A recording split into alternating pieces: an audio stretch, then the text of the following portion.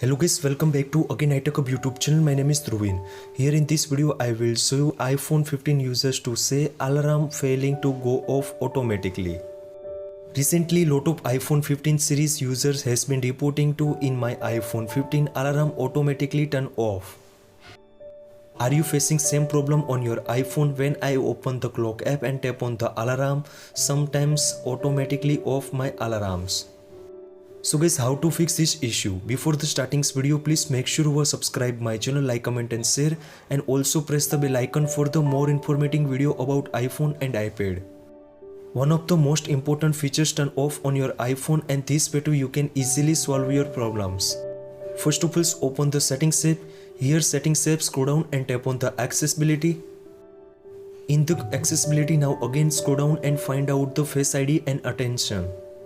In the Face ID and attentions, you can see also attentions aware features is on.